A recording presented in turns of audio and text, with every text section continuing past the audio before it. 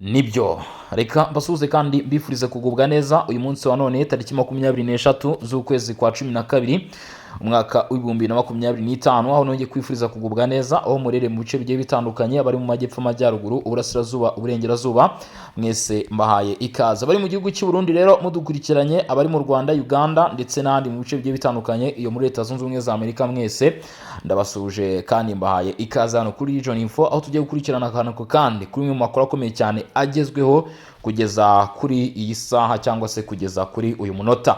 Ibintu rero bikaba mu by'ukuri bisa nkaho byamaze kuba byahindura isura uti kubera iki kuko imirwano yongeye kuba yagaragara mu bice bya Kivu y'Amajyepfo aho inyeshyamba zo mutwe wa 13 zari zihanganiye n'amatsinda arimo Wazalendo ndetse FARDC igisirikare cy'u Burundi FDNB. Iyi mirwano mishya yongeye gusubukurwa rero bikaba biri gutekerezwa ko mu gihe umwaka urimo uragenda usatira ku musozo bishobora gusiga mu by'ukuri igitutu gikomeye cyane gishyirwa ku Rwanda cyongeye kuba cyarushaho kwiyongera by'umwihariko muri iyi minsi ya Noheli n'Ubunane kubwo kuba mu by'ukuri mu minsi ishize ubwo inyeshyamba z'umutwe wa 13 zagabaga ibitero bitewe no gushinjwa gukorana na guverinoma y'u Rwanda muri bitero u Rwanda rwashyizweho igitutu n'ibihugu birimo Leta Zunze Ubumwe za Amerika ndetse n'imiryango igiye itandukanye. Turareba rero uko imirwano yiwe yifashe kugeza uyu mugoroba tariki 23. Si ibyo byonyine gusa tugufite n'andi makuru agiye atandukanye turaza kugaruka ku kijyanye na diploma militaire yakozwe n'igisirikare cya Leta ya Repubulika Iharanira Demokarasi ya Kongo. Turareba n'andi makuru agiye atandukanye icyo usabwa gusa nuko ugomba kuba uri hano icyo usabwa gusa nuko ugomba kuba mu by'ukuri wamaze kuba wakanda subscribe cyangwa se sabone kuri Region Info.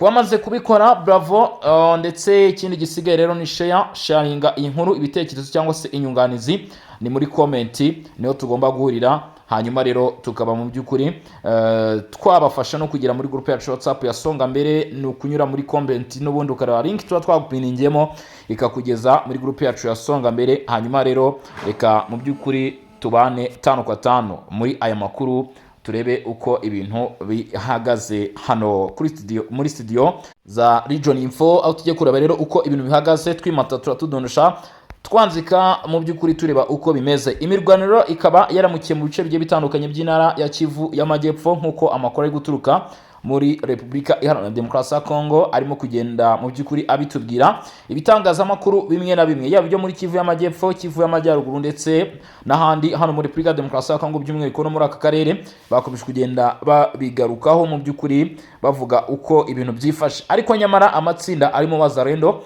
mu by'ukuri ingabo z'u Burundi ikintu cyaje kugenda cyaje gukomeza kugenda kibaho nuko bakomeje kugenda bavuga bati izi mpera z'umwaka zigomba kuba zashira byibuze hari bimwe mu bice twaba twisubije. Icyaje gutungurana rero ni zimwe mu ntwaro ziri gukoreshwa n'umutwe wa 23 nkuko amakuru ari kutugeraho aravuga ko umutwe wa M23 wakoresheje ibirimo amato y'intambara gusa nanone ikintu cyaje kubaho nuko ku ruhande rw'izinyeshyamba basobanura ibyikoreshwa ry'izi ntwaro rero zirimo n'amato y'intambara bavuze ko ari bimwe mu bikoresho bagiye bafata byagiye bisigwa n'igisirikare cya Leta ya Repubulika Iharanira Demokarasi ya Kongo FARDC aho bagendaga banyura mu mirwano bagendaga bahuriramo. Ibyo rero ntabwo biri kwakirwa gutyo ku ruhande cyangwa se kuri kote y'ubutegetsi bwa Kinshasa ahubwo baravuga ko ari ibikoresho bitangwa cyangwa se ari ibikoresho umutwe ubona uhabwa n'ibihugu birimo mu by'ukuri bishyigikira uyu mutwe ku isonga. Murabizi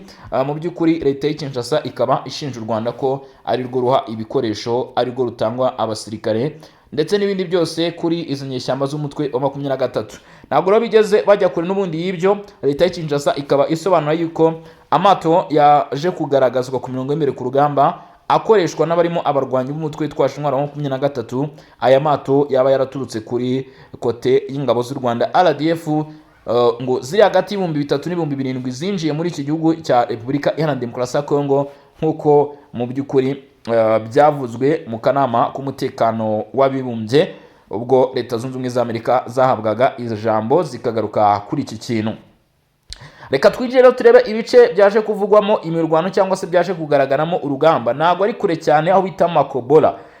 Ahangaha ni tumwe mu duce mu by'ukuri inyeshyamba z'umutwe wa 23 zari zagezemo nyuma yo kuva aho bita muri Uvira bamaze kuhakandagira bahise bakomeza berekeza Makobola ariko kandi bitewe nuko FARDC yari ifite defense ikomeye cyane aho bita Ibaraka, baje guhagarika urugendo rw'izi nyeshyamba mu by'ukuri. Kugeza uyu munsi rero urujo ruracyari rwose Makobola mu by'ukuri, kubera ko aka gace kari hafi ya Uvira ndetse na Fizi muri Kivu y'Amajyepfo nyuma y'imirwano ikomeye yaje kumvikana cyangwa se yaje kuhagaragara impande zombi, yaba uruhande rw'inyeshyamba ndetse n'uruhande rwa Coalition Kinshasa, ingabo za Repubulika Demokarasi ya Kongo Wazalendo ndetse na FDNB. Biravuga ko aba bombi uko ari impande ebyiri baje kuba basohoka muri aka gace rwose, hanyuma mu by'ukuri agace gasigara kambaye ubusa, gasigaramo n'abawazalendo bakeya, dore ko wazalendo bivuga ko ngo biborohera cyane kwifatanya n'abaturage abenshi n'ubundi muri wazalendo ngo bari abarwanaga na M23 muri aka gace ka Makobola, n'ubundi bari basanzwe ari abaturage bamwe bagiye muri VDP wazalendo bo muri utu duce. Bivuga ko imirwano ariko yaje gukwirakwira mu duce tugiye dutandukanye cyangwa se muri village zigiye zitandukanye z'uyu mujyi wa Makobola nk'uko amakuru ari kutugeraho abivuga. Ubundi sasa imirwano ikaba igiye kumara iminsi igera kuri 2, kuko guhera ku cyumweru ku itariki 21 kugeza kuri uyu wa kabiri tariki 23 imirwano yari irimo iba muri aka gace ka Makobola. Urumva iminsi igiye kuba yaba 3 yose, iminsi igiye kuba yaba 3 yose imirwano yumvikana ahangaha. N'urugamba rukomeye cyane, ndetse bivuga ko benshi ku ruhande rw'inyeshyamba basize ubuzima, ariko kandi no ku ruhande rwa Repubulika Demokarasi ya Kongo naho bikabuko, kuko narababwiye ni uru n'urugamba nta usangira n'udakoramo. Impande zombi uko ari ebyiri ziba zikomeje kugenda mu by'ukuri zitanamo, cyane cyane nk'ahangaha mu by'ukuri haba habayeho guhangana, ugasanga agace buri ruhande ravuze ruti reka tube dusubiye inyuma twongere twitegure tugaruke. Bivuga ko rero aha Makobola hashobora kuza kuba urugamba mu minsi iri imbere cyangwa se mu masaha anari imbere, nta wamenya, rusumbyeho urwo twabonye guhera ku cyumweru kugeza kuri uyu wa kabiri tariki 23 nk'uko amakuru abivuga. Imirwano ngo yatangiye ku cyumweru nyuma y'igitero cyagabwe aho inyeshyamba za 23 zari ziri mu mudugudu wa Bitabangwi, niho imirwano yahereye. M23 yagabweho igitero na wazalendo. Iki gitero kikimara kuba mu by'ukuri cyaba muri aka gace, abaturage bari ahangaha Bitabangwi, kubera ko bari bumvishe urusaku rw'imbunda ndetse n'amasasu rutangiye kumvikana, byabaye ngombwa ko batangira gukora ibikorwa byo kuramira ndetse no gukiza amagara yabo. Mu by'ukuri barahunga nk'uko amakuru atugeraho. Bivuga ko hari aberekeje aho bita Swima, harabajyaho bita Mboko. Ubwo urugomo mu by'ukuri rwari rukomeje kwiyongera, nta ruhande rwashoboye mu by'ukuri kuguma ku birindiro byarwo. Kugeza uyu munsi M23 isa nkaho nayo mu by'ukuri itakiri kubarizwa neza ahangaha muri village ya Bangwi, ahubwo mu by'ukuri ikigaragara cyangwa se mu bigaragara nuko utu duce twa Swima ndetse na Mboko dukomeje kuba mu by'ukuri twagaragamo abaturage benshi cyane. M23 ariho yagiye isatira yimurira intwaro zayo zari zishinze ahangaha muri Bangwi. Bivuga ko rero imirwano ikomeye iri kumvikana, ndetse Makobola ifatwa ryayo cyangwa se kubinyeshyamba za 23 zari zirimo utu duce nka Bangwi, kuba mu by'ukuri kote FARDC yamara kutugeramo bisobanuye ikintu gikomeye cyane ku duce turimo Nundu. Mu gihe wazalendo yaba iri mu misozi ya Pemba, FARDC ikaba ngo yamaze gushinga intwaro zayo bita Kasekezi ndetse naho bitangarura. Utu duce twose mu by'ukuri turi gushyirwamo intwaro cyangwa se mwumva turi kongerwamo mu by'ukuri intwaro, ni ukugira ngo aha bita Makobola baze kwakava cyangwa se kwakuvura. Ariko kugeza uyu munsi biravuga ko umujyi wa Makobola mu by'ukuri amahirwe menshi cyangwa se uruhande runini uracyafitwe n'inyeshyamba z'umutwe wa 23 zifuza kandi gukoresha aka gace kugira ngo banyure kuri route nationale 5 berekeza mu by'ukuri mu bice birimo Minema, ubwo ngubwo no mu ntara ya Tanganyika, berekeza Tanganyika, nk'uko amakuru akomeje kugenda atugeraho agaruka kuri iki kintu kirimo kirabera hangana. Imirwano ikomeje kuri munsi wa kabiri mu by'ukuri wayo mu nkengero za Makobola. Ubwo ni imidugudu twagiye tubabwira uko imirwano imeze cyangwa se uko iteye, uburyo cyakomeje kugenda habaho uguhangana hagati y'impande zombi. Imirwano kugira ngo mve ko ikomeye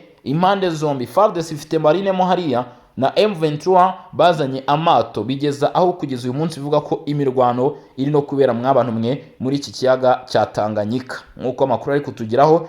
Nyuma y'igitero cyagabwe nababwiyeho imirwano yatangiriye, kugeza uyu munsi abaturage bavuga ko ngo amasasu yumvikanye muri iki kiyaga mu by'ukuri bitari byoroshye cyane.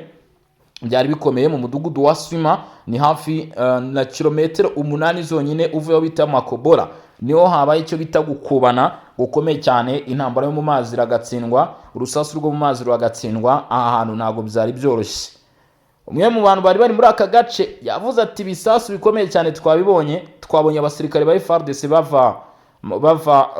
baza berekeza aho bita Mboko. Ibi byatumye abaturage ngo bagira ubwoba bwinshi, barahunga kubera uko bumvaga ko amakompora arimo ararushaho kugenda mu by'ukuri aba menshi. FARDC ikomeje ibikorwa byabo ndetse na Wazalendo mu gukumira ko M23 yagera Crimea ndetse ikanegukana 100% aka gace ka Mboko, nk'uko amakuru atugeraho, kimwe mu bice biherereye muri kilometero 55 mu majyaruguru ya Baraka. Mu majyaruguru ya Baraka rero. Andi makuru rero mu by'ukuri ari kugenda atugeraho, Perezida Felix Tshisekedi Tshilombo muri zimera z'umwaka akomeje ingendo nyuma yo kuva muri Angola. Bivuga ko yaganiriye na perezida w'iki gihugu rero ku bijyanye n'umutekano wa Repubulika ya Demokarasi ya Kongo. Akaba mu by'ukuri avuye no Prito ntago yagiyeyo, ahubwo habayeho ibiganiro mu buryo bw'ikoranabuhanga. Ni bwo buryo yitabiriyemo mu gihugu cya Uganda mu nama irimo ihabera y'akarere ka Afurika y'ibiyaga bigari. Amakuru atugeraho cyangwa se zimwe mu nyandiko ziri kutugeraho nk'uko biri kugaragara, biravuga ko Perezida Antoine Felix Tshisekedi Tshilombo yaje kuba mu by'ukuri yaganira n'abayobozi bagiye batandukanye. Ibi nabyo reka tubyinjiyemo mubwire uko byifashe cyangwa se uko bimeze mu by'ukuri mu duce tumwe na tumwe twakomeje kugenda twumvikanamo amakuru. Fweni Nyasibe yahuye nande na Tshisekedi. Perezida Felix Tshisekedi arimo kongera imikoranire na bagenzi be bo mu karere k'ibiyaga bigari ndetse n'abandi bayobozi bafite uruhare mu gucunga ikibazo cy'umutekano mu burasirazuba bwa Repubulika Iharanira Demokarasi ya Kongo. Ni muri urwo rwego mu ruzinduko rw'akazi i Kinshasa, perezida w'inama nkuru ya Repubulika ya Togo akaba n'umuhuza washyizweho n'umuryango umwe bwa Afurika, Perezida Fweni Nyasibe yagiranye ibiganiro byavuzwe ko ari ibiganiro byubaka na Perezida Felix Tshisekedi. Ibiganiro bikaba byabaye kuri uyu wa mbere, ubwo byari ku itariki 22 z'ukwezi k'Ukuboza cyangwa se ukwezi kwa 12 umwaka w'2025. Fweni Nyasibe arimo aganira na Tshisekedi rwose, ngira ngo ifoto twamaze kuba twashyira muri groupe kugira ngo murebe uko bimeze cyangwa se uko ibi biganiro byari bimeze. Ni ibiganiro byubaka rero nk'uko byavuzwe, ndetse akaba mu by'ukuri ari ibiganiro byitezweho byinshi cyangwa se gutanga umusaruro kuri iki kibazo cyo mu burasirazuba bwa Repubulika Iharanira Demokarasi ya Kongo. Iyi nama ibaye umunsi umwe nyuma yo kwemeza amasezerano ya Washington hagati ya Kinshasa na Kigali imbere ya Perezida wa Amerika Donald Trump, ndetse no mu gihe hari intambara ikomeye hagati y'inyeshyamba z'umutwe wa 23 bivugaho zishyuwe n'u Rwanda ndetse n'ingabo za leta. Iyi mirwano yatumye umujyi wa Uvira mu ntara Kivu y'Amajyepfo kuri ubu warigaruriwe. Ni imbere y'uko Leta Zunze Ubumwe za Amerika zitangaza ko zivuye mu gisirikare kubera igitutu mu by'ukuri, aho Leta Zunze Ubumwe za Amerika zatangaje ko ubwo mu by'ukuri ibikorwa bya gisirikare bigomba guhagarikwa ndetse igitutu gishyirwaho. Kuri ubu inyeshyamba zikaba zaragiye zigaragaza gusubira inyuma. Ibyo Kinshasa ariko yita ko ari ibinyoma cyangwa se ari ibintu bitigeze bibaho habe na busa. Mu byinshi rero mu byo baganiriye ku miterere y'umutekano mu ntara za Kivu y'Amajyaruguru na Kivu y'Amajyepfo nibyo bagarutseho. Zimwe muri zo zikaba mu by'ukuri bivuga ko bifite aho bihuriye n'ingabo z'u Rwanda, ndetse bivuga ko bafashwa n'umutwe wa 23. Banaganiriye ku buryo bwo gushimangira ubufatanye hagati ya Togo ndetse na Repubulika ya Demokarasi ya Kongo. Ibi byatangajwe na Perezida wa Repubulika Iharanira Demokarasi ya Kongo. Nubwo ifite umwanya w'umuhuza washyizweho n'umuryango umwe bwa Afurika, Togo ntiyigeze igaragara cyane mu gukemura ikibazo cy'umutekano mu burasirazuba bwa Repubulika ya Demokarasi ya Kongo kuva Leta Zunze Ubumwe za Amerika na Katari byagiramo uruhare. Uretse kwitabira inama z'urwego ruhuriweho rw'umutekano ruyobowe na Washington, Togo iyobowe na Fweni Nyasibe ubu irateganya kugira uruhare rugaragara. Irateganya kwakira inama yo ku rwego rwo hejuru izaba ku itariki 17 Mutarama umwaka utaha w'2026. Ni ukuvuga mu kwezi kwa mbere ku itariki 17, aho hazaba inama yindi izaba igamije guhuza ndetse no gushimangira inzira y'amahoro muri Repubulika ya Demokarasi ya Kongo ndetse no mu karere k'ibiyaga bigari. Nk'uko amakuru arushaho kugenda tugeraho. Ibyo bikazakorwa mu rwego rwo gushakira mu by'ukuri aka karere ka Afurika y'ibiyaga bigari amahoro ndetse n'inzira yo kugera ku ntsinzi mu gutsinda ikibazo gihangayikishije benshi kiri mu burasirazuba bwa Repubulika iharanira demokarasi ya Kongo. Amakuru rero uko akomeje kugenda tugeraho navuga ko abanyamuryango b'ikitwa GCCM cyangwa se Joint Security Mechanism cyashyizweho Joint Security Mechanism bashimye Togo ku mugambi wayo wo kwakira inama yo ku rwego rwo hejuru yo guhuza ndetse yo guhuza no kubakira inzira y'amahoro muri Repubulika Demokarasi ya Kongo mu karere k'ibiyaga bigari, igomba kuba ku itariki 17 z'ukwezi kwa mbere cyangwa se Mutarama umwaka utaha 2026 kugira ngo ikomeze icyizere ndetse no guteza imbere inzira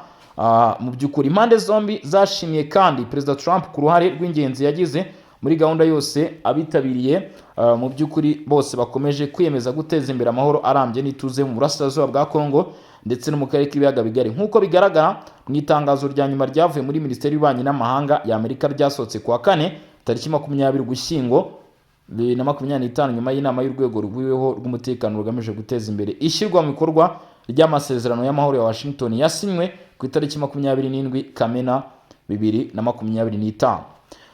Mbere cyane yari itangazo kandi ngo ku bufatanye bwa hafi na Togo muhuza w'umuryango umwe bwa Afurika mu karere k'ibiyaga bigari, Ubufaransa bwateguye inama i Paris ku itariki 30 Ukwakira gushyigikira amahoro n'iterambere mu karere k'ibiyaga bigari.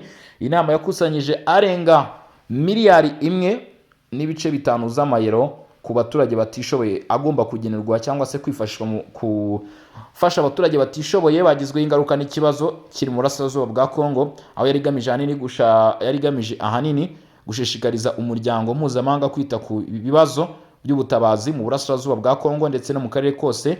Yanatanze umwanya wo gushyigikira ibikorwa by'imishyikirano n'ubwumvikane bukomeje kuyoborwa na Leta Zunze Ubumwe za Amerika, Qatar n'umuryango umwe bwa Afurika. Inama rero yabereye ku ruhande rw'inama y'amahoro ya Paris nayo yagarukaga ku bibazo habayeho no kuganira ku kibazo cyo kongera imbaraga mu binyuze mu buryo bw'ubukungu bw'akarere, aho bigomba gufatwa nk'ikintu cy'ingenzi mu gutuma amahoro arambye agaruka. Faustin Nyasibe nk'uko bigaragara muri biganiro we perezida w'inama njyanama ya Togo yasimbuye Joao Lourenço wo muri Angola nk'umuhuza wagenwe n'umuryango umwe bwa Afurika mu bibazo by'umutekano mu burasirazuba bwa Kongo. Kuba yari umukandida byabanje kuganirwaho n'umukuru w'igihugu wa Togo wabimusabye mu gihe gitegerejwe ko byemezwa n'inteko ishinga amategeko y'abakuru b'ibihugu na za guverinoma ya Afurika. Ibiro by'umuryango wa Afurika yunze ubumwe byaje kwemeza iki cyifuzo. Ishyirwaho rye ni kimwe mu bikorwa bikomeje gukorwa mu guteza imbere amahoro mu karere k'ibiyaga bigari kandi bigaragaza intambwe ikomeye mu kwemeza k'umuryango umwe bwa Afurika mu gushimangira uruhare rwabo mu gucunga ibibazo by'imbere mu gihugu ndetse no ku mugabane wa Afurika bakishakira igisubizo aho gutegereza kuzajya gushaka igisubizo mu bihugu birimo Leta Zunze Ubumwe za Amerika, mu miryango nka UN, mu miryango nka European Union ndetse n'ahandi ku isi hagiye hatandukanye hashoboka. Afurika rero ikaba mu by'ukuri yifuza kuba yakwishakira igisubizo cyangwa se ibisubizo muri bimwe mu bihugu bigenda bigaragaramo amakimbirane, ibibazo nk'ibi ngibi by'umwihariko nyine Repubulika Demokarasi ya Kongo. Joao Lourenço nk'umuhuza mu kibazo kiri hagati ya Repubulika Demokarasi ya Kongo n'u Rwanda ari nawe wasimbuwe no Faustin Nyasibe, mu by'ukuri yagiye avugwaho ariko Kongo yaba yarashakaga gushyigikira inyeshyamba z'umutwe wa 23, ariko nanone ibi mu by'ukuri ngo bikaba byaratumye aya masezerano ya Rwanda ahagarara. Ibi rero bikaba mu by'ukuri biri mu bwanditsi bwagiye bugaragara ku nyandiko z'amasezerano ya Rwanda yagendaga mu by'ukuri hagerageza kubaho ko yakwifashisha mu gutera intambwe yo kugarura amahoro mu burasirazuba bwa Kongo, si Rwanda yonyine ndetse n'amasezerano ya Nairobi. Nk'uko byatangajwe mu itangazo rya nyuma ry'inama ihuriweho n'abakuru b'ibihugu na za guverinoma b'umuryango wa Afurika y'Uburasirazuba EAC n'umuryango w'iterambere ry'ibihugu bya Afurika y'Amajyepfo SADC yabaye ubwo byari kuwa mbere tariki 24 Werurwe 2025. Itsinda rishya ry'abashinzwe gutanga ubufasha mu by'ukuri icyo gihe ryari rigizwe na Uhuru Kenyatta wa Kenya, Sahel Workers Wede wa Ethiopia, Catherine Samba Panza wa Repubulika ya Afurika yo hagati, Arsene Obasanjo wa Nigeria ndetse na Kagame Monteinte wa Afurika y'Epfo ndetse n'abandi nk'uko byagiye bigaragara ku nyandiko zakomeje kugenda zisohoka rero zigaruka kuri iki kibazo cyo mu burasirazuba bwa Repubulika Iharanira Demokarasi ya Kongo, navuga kugeza uyu munsi ari kimwe mu bibazo bishishikaje isi cyangwa se isi yose ihanze amaso kugira ngo irebe ko ibibazo abaturage barimo bagenda bahura nabyo, ibibazo by'intambara, ubwo bw'uko iki kibazo gishobora kuba cyatera cyangwa se cyakurura intambara y'akarere byahagarara. Ibyo byose rero mu by'ukuri bikaba biri mu mishinga igiye itandukanye. Perezida Felix Tshisekedi rero yahuye na mugenzi we ku ruhande rwa Togo kugira ngo bategure inama igomba kuba ku itariki 17 Mutarama izahuriramo abahagarariye imiryango ndetse n'ibihugu. Ikindi cyaje kuba kibaho kugeza kuri ubu ngubu nk'uko bigaragara nuko uyu mukuru w'igihugu bwana Felix Tshisekedi Tshilombo mu by'ukuri yagaragaje ko ibikorwa by'umutwe wa 23 biri gushyigikirwa n'ingabo z'u Rwanda bigomba kuba byahagarara. Tugarutse rero kuri aya makuru akomeye cyane akomeje kugenda amenyekana ndetse nuko imirwano yakomeje kugenda igenda muri Kivu y'Amajyepfo, ibigaragaza ubukana ndetse n'imbaraga z'urugamba ruri kubera muri biriya bice. Hanyuma rero kababwire ko turaza gusubira mu masaha ari imbere ubwo tuza kuba tureba n'ibindi biraba bigezweho. Icyo usabwa gusa no gukanda subscribe cyangwa se sabone, ubundi tugakomeza kugenda tubana 5 kwa 5. Njye umva kuri mikoro ndi Bosco Mutaramu cyane. Iyi ni Region Info, nucikwe kandi komeza kubana natwe mu biganiro amakuru tugenda tukugezaho. Nyarukira muri groupe yacu ya Songa Mbere, uciye muri comment abona link tuba twaguterekeyemo ikugezamo. Ikindi cy'ingenzi kandi cy'agaciro mu by'ukuri nuko ugomba kuba wakanda like hanyuma ukanakora share, naho ubundi ciao ciao, hasta la vista.